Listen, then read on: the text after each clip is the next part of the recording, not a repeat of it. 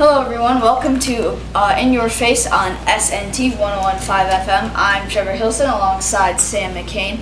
And our first topic today is going to be the MLB trade deadline. We saw just a little bit ago that Eloy Jimenez and three other players, including Dylan Cease, were traded to the Chicago White Sox for Jose Quintana. Or were traded to Chicago White Sox for Jose Quintana. What other deals do you think teams could be making at this point? I don't think there's going to be a lot. This hasn't really been a hectic trade deadline, but I think that the Cubs could have gotten a lot more for Jose Quintana. Quintana has not been that good this year, and giving up 4 top prospects is not what I think we should have done. I think we should have gotten something else alongside with Jose Quintana. Maybe another pitcher or something like that. Maybe even one of their veterans that they're willing to give up, because currently the White Sox are in a rebuilding mode and the Cubs need a veteran that can maybe lead them through the slump that they're in. I agree. I also think that teams like the Houston Astros and the Los Angeles Dodgers, they're not going to make, I don't think, the Dodgers aren't going to make any trades. Their pitching is perfectly fine. I know you're going to say their pitching is struggling, but their pitching is perfectly fine. They have Roberts is going to do a great job on coaching them and leading that rotation led by Kershaw, and they have a great bullpen with Kenley Jansen. They're not going to need any pitching. I'm not saying the pitching's struggling, but they could use maybe one more pitcher. They don't need a pitcher. The Dodgers, they're low on cap space, and what pitcher would they need? What pitcher?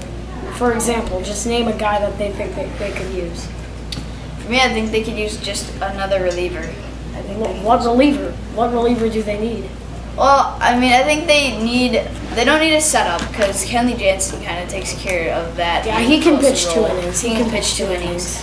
They need kind of a middle reliever in case pitchers like Alex Wood and Kenta Maeda need or have a strong but who would they get? I like a guy. I mean, I know it's Houston. I like Chris Davinsky. Houston's not going to give up Davinsky. Davinsky's way too good. Maybe someone from a team in a rebuilding mode, like a veteran that they don't really need anymore. I think a team like that, like Chicago White Sox. I know they signed him just this year. Neshek would be good. Derek Holland. Too, yeah. But I don't know if the Astros are going to be wanting to give that up, because they might have to give up an asset this year that they're willing to keep, because Pat Neshek was an all-star this year and he pitched very well for the National League in the 2nd inning. So I don't think that Philadelphia might give him up maybe later this offseason. I don't think they're going to give him up though, but that would be the only guy I think that would be possible. I don't think there's going to be any other trades. All right, now moving on to NBA rookies. Which rookie do you think will have the most immediate impact? Ben Simmons. I wrote this whole thing about him. He's a unique talent, and here's why.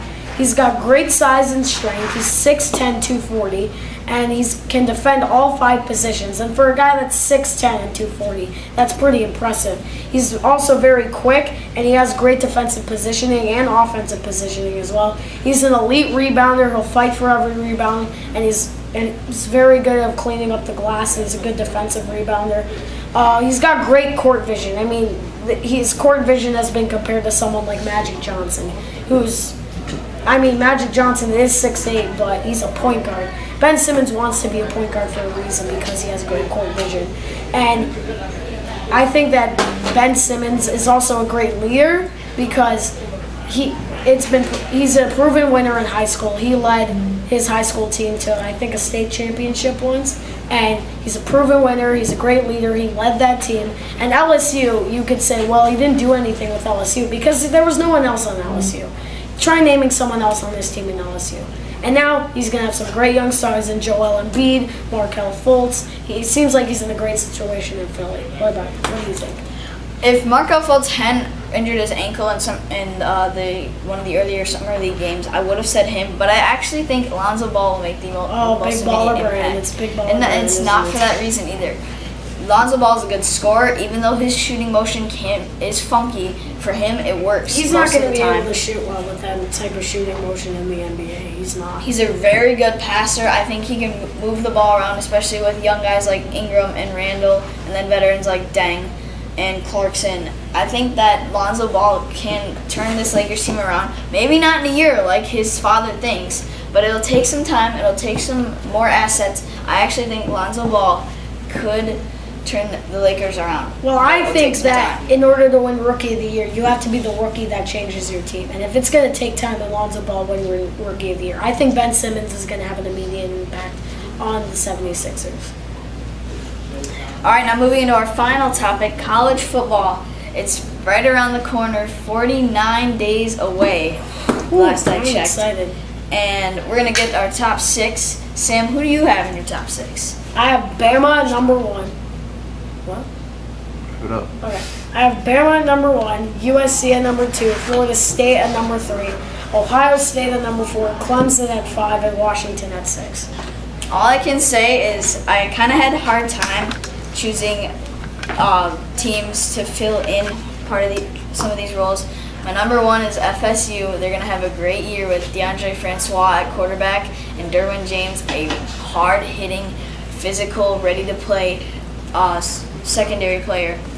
And then the rest is Bama, Wisconsin, Washington, Wisconsin? USC, and Clemson. Wisconsin's going to Wisconsin at number 3. Wisconsin. Oh, wow. This is crazy. That's Wisconsin! SNT in your face.